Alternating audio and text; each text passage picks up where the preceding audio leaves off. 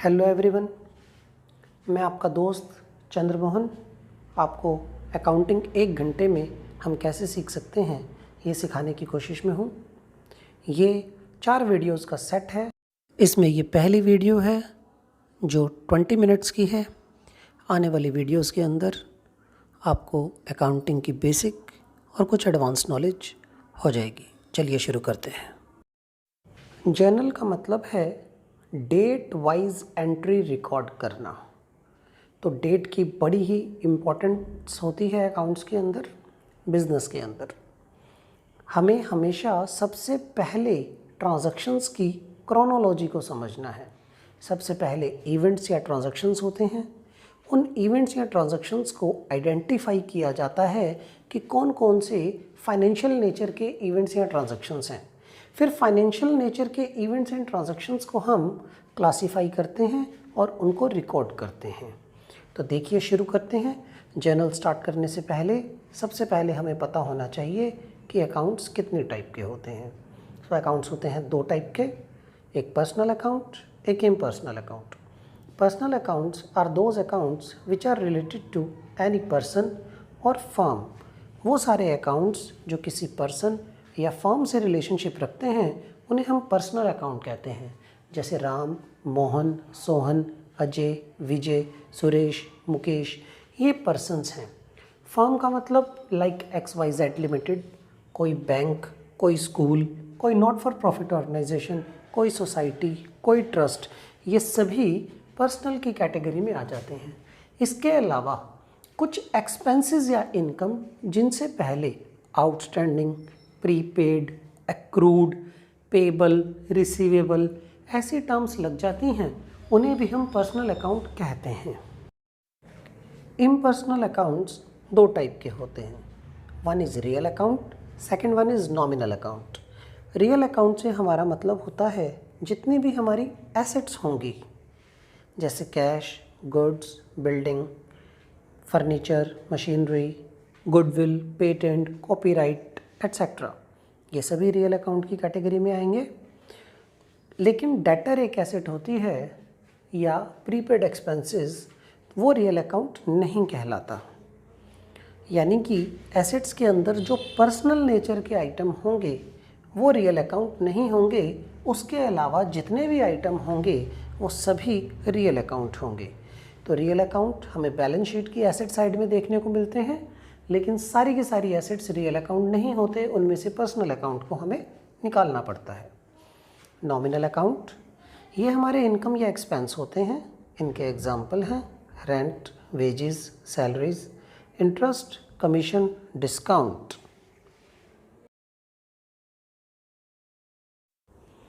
Accounting को एक science और एक आर्ट दोनों समझा जाता है, इसलिए इसके कुछ रूल्स हैं। जब तक हम उन रूल्स को नहीं समझेंगे तब तक हमें ये बात क्लियर ही नहीं होगी कि अकाउंटिंग किस तरीके से साइंस है। तो हम 2 तरीके से इसके रूल्स को देख सकते हैं। पहला है based on traditional classification of accounts और दूसरा है based on modern classification of accounts. अगर हम बात करें ट्रेडिशनल क्लासिफिकेशन ऑफ अकाउंट्स की, तो अभी हमने डिस्कस किया कि अकाउंट्स जो हैं पर्सनल, रियल, नॉमिनल कैटेगरी के थे। कब इन्हें डेबिट करना है, कब इन्हें क्रेडिट करना है। डेबिट और क्रेडिट का मतलब भी अभी आपको समझाऊंगा। पर्सनल अकाउंट, अगर कोई पर्सन बिजनेस से कुछ रिसीव करता है तो उसे हम डेबिट करेंगे, और अगर वो बिजनेस को कुछ देता है तो उसे हम क्रेडिट करेंगे। रियल अकाउंट यानी कि जनरली जो एसेट्स हैं other than prepaid expenses and personal, जो भी चीज़ बिज़नेस में आएगी उसे डेबिट करेंगे और जो भी चीज़ बिज़नेस से जाएगी उसे हम क्रेडिट करेंगे।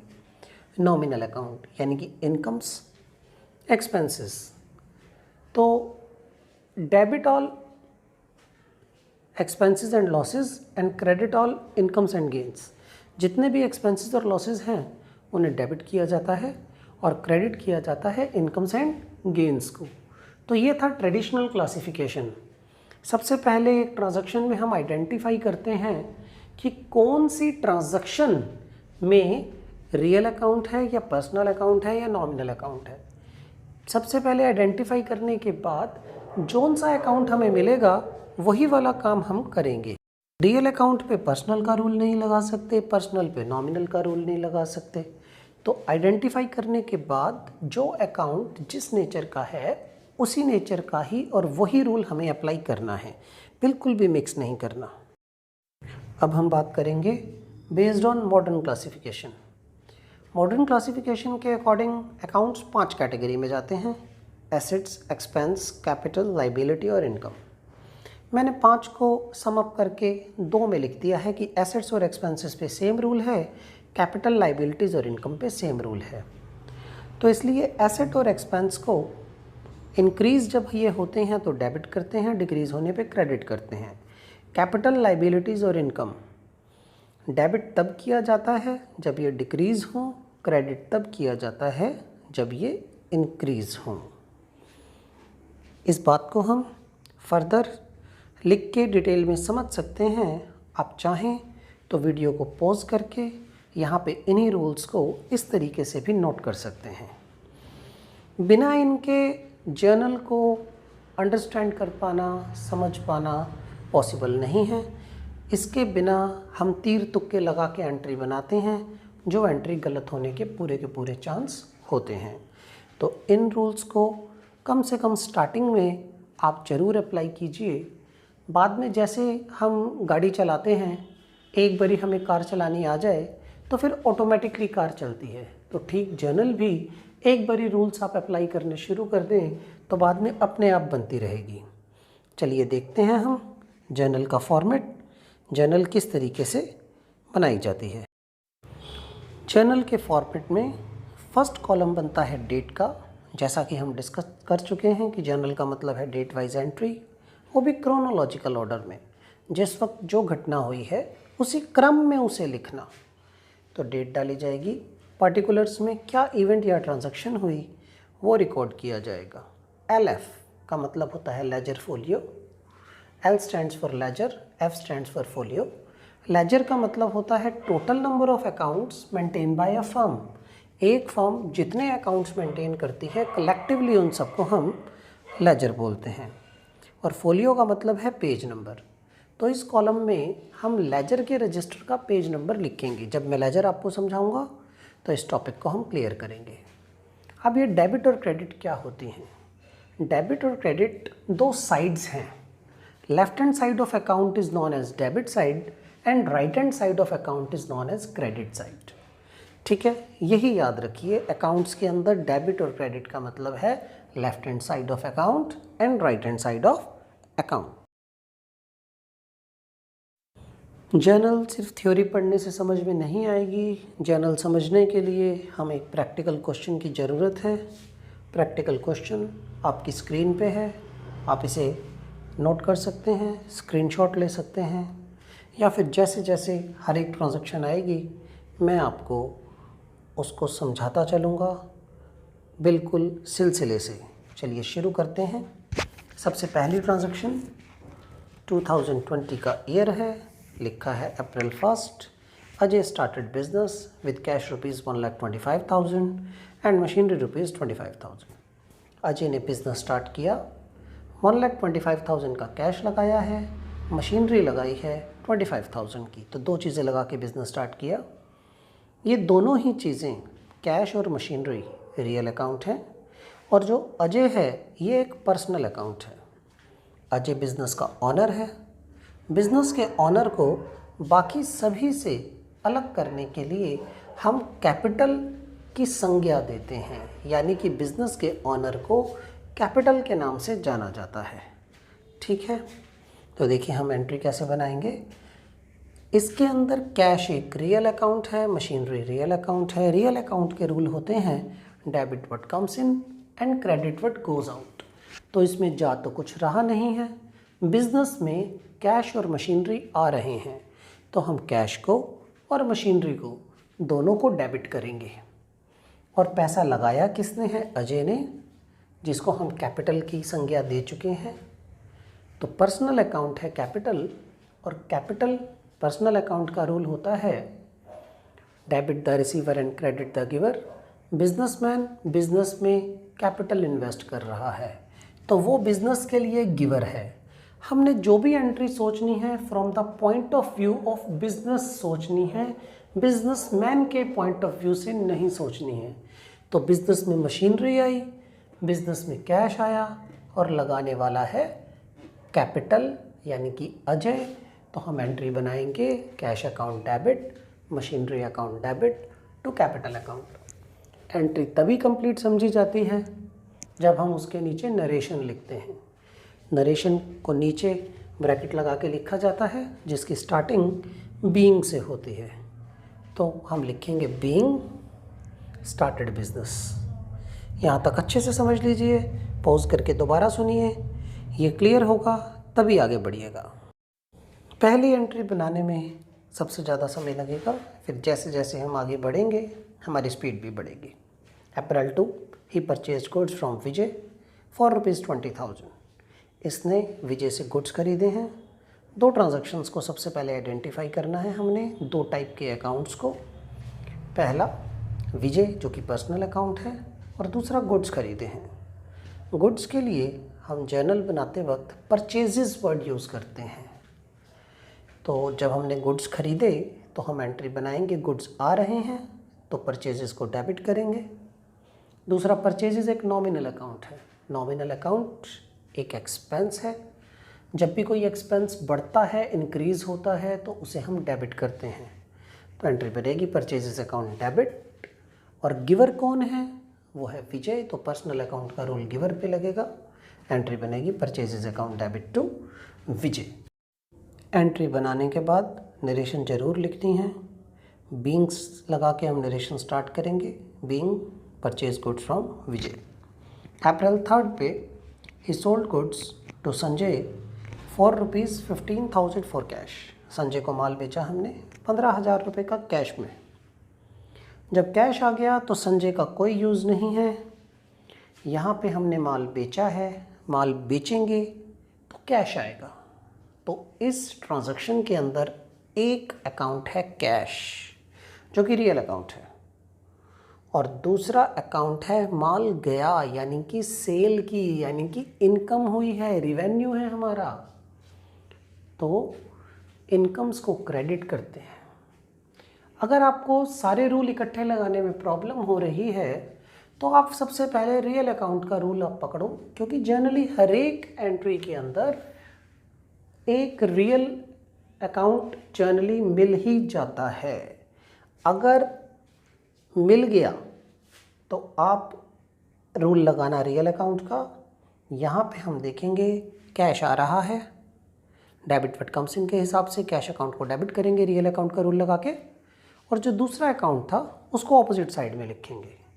तो ऑपोजिट साइड के अंदर हम क्या लिखेंगे? To sales. एंट्री बनेगी cash account debit to sales. Sales का मतलब हमारी इनकम है। नरेशन को नहीं भूलना है, नरेशन लिखनी है। इसके बाद बीइंग गुड्स सोल्ड।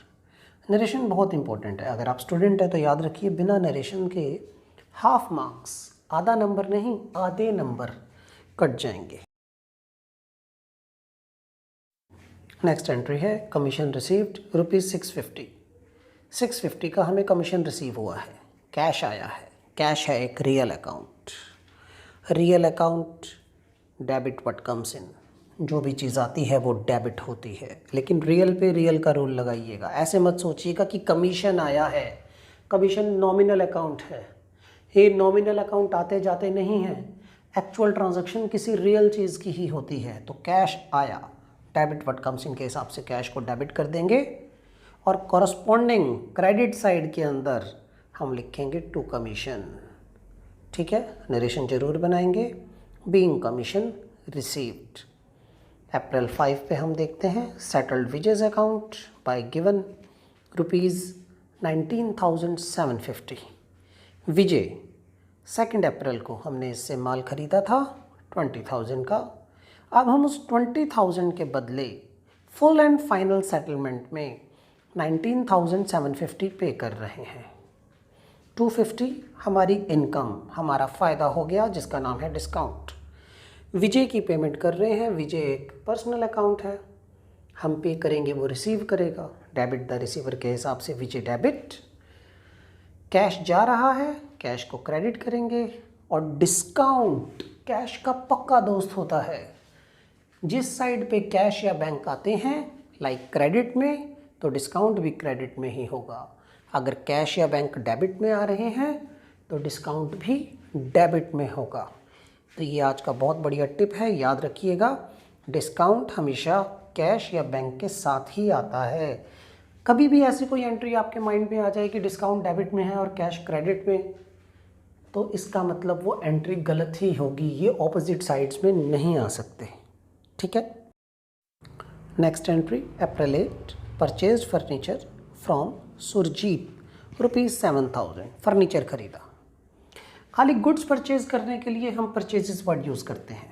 गुड्स के अलावा और कोई भी आइटम हुआ तो उसके लिए हम उस पर्टिकुलर एसेट का ही नाम लेंगे। तो यहाँ पे फर्नीचर खरीदा है, फर्नीचर आ रहा है। एक रियल अकाउंट है, रियल अकाउंट का रूल क्या होता है? Debit what comes in. बार बार इसलिए रिमाइंड करा रहा हूँ, स्टार्टिंग के 3-4 क्वेश्चन में बिल्कुल ध्यान से रूल लगा के एंट्री बनाइए। फर्नीचर आया, किससे आया? सुरजीत से। एंट्री बनेगी फर्नीचर अकाउंट डेबिट और देने वाला सुरजीत है, तो टू सुरजीत अकाउंट 7,000 की नरेशन जरूर लिखिएगा। Being furniture purchased. Next entry है डिपॉजिट इनटू बैंक। बैंक में हमने 40,000 डिपॉजिट करवाए। अगर बैंक में हम 40,000 डिपॉजिट करवा रहे हैं तो इसका मतलब है कैश हमारे पास से जा रहा है, कैश को करेंगे क्रेडिट। कैश एक रियल अकाउंट है, बैंक एक पर्सनल अकाउंट है तो एसेट लेकिन पर्सनल अकाउंट है। तो हमने पे किया, बैंक ने रिसीव किया, डेबिट द रिसीवर के हिसाब से बैंक को कर देंगे हम डेबिट। एंट्री बनेगी bank account debit to cash account. Narration जरूर लिखिएगा। Being deposit into bank ₹40,000। April 9 के बाद हम देखेंगे क्वेश्चन के अंदर हमारी नेक्स्ट एंट्री है अप्रैल 14 की। Purchase machinery from Vikas for ₹12,000 और पेमेंट जो है हम चेक से कर रहे हैं। एक मशीनरी अकाउंट है और चेक से पेमेंट होती है तो हमारा बैंक जो है पे करेगा। मशीनरी आ रही है, डेबिट व्हाट कम्स इन के हिसाब से मशीनरी अकाउंट डेबिट करेंगे। पेमेंट कौन कर रहा है? बैंक। तो गिवर कौन हुआ? बैंक। तो क्रेडिट किसे करेंगे? बैंक को। एंट्री बनेगी machinery account debit to bank account 12,000 से। नेक्स्ट एंट्री 14th को ही हमने वेजेस पे की मशीनरी को इंस्टॉल करने के लिए। कोई ऐसा एक्सपेंस जो किसी पर्टिकुलर एसेट के ऊपर किया जाता है, स्पेशली उसके परचेज के टाइम पे या इंस्टॉलेशन के टाइम पे, तो उस एक्सपेंस को उसी एसेट की कीमत में जोड़ दिया जाता है। हम इसके लिए ये नहीं बना सकते वेजेस टू कैश। अगर नॉर्मल वेजेस पे की होती तो वेजेस टू कैश होता। इसका मतलब है कि वो गुड्स के लिए पे की है, लेकिन यहाँ पर्टिकुलर एसेट के लिए पे की है तो हम मशीनरी को डेबिट करेंगे और ये ₹250 मशीन की कीमत में जुड़ जाएंगे। तो एंट्री बनेगी मशीनरी अकाउंट डेबिट और हमारे पास से कैश गया तो कैश को क्रेडिट करेंगे। नरेशन जरूर लिखेंगे। Being cash paid for installation of machinery. Last entry है सैलरी हमने सोनिया को पे की है ₹10,000। तो यहाँ पे हमारे पास से कैश जा रहा है तो कैश को क्रेडिट करेंगे। लेकिन अब क्वेश्चन ये बनता है कि कैश सोनिया को जा रहा है तो सोनिया को डेबिट करें या सैलरी को डेबिट करें। तो एक नॉमिनल अकाउंट है सैलरी, एक पर्सनल अकाउंट है सोनिया। तो इस तरीके के झगड़े में आप एक जनरल रूल अप्लाई कर सकते हैं कि जब भी पर्सनल अकाउंट और नॉमिनल अकाउंट के बीच में झगड़ा होता है तो अकाउंटिंग इंटरप्रिटेशन कहती है कि आप नॉमिनल अकाउंट को डेबिट कीजिए। Debit all expenses and losses के हिसाब से यहाँ पे हम सैलरी को डेबिट करेंगे। एंट्री रहेगी salary account debit to cash. Narration जरूर लिखिएगा। Being salary paid. Thank you.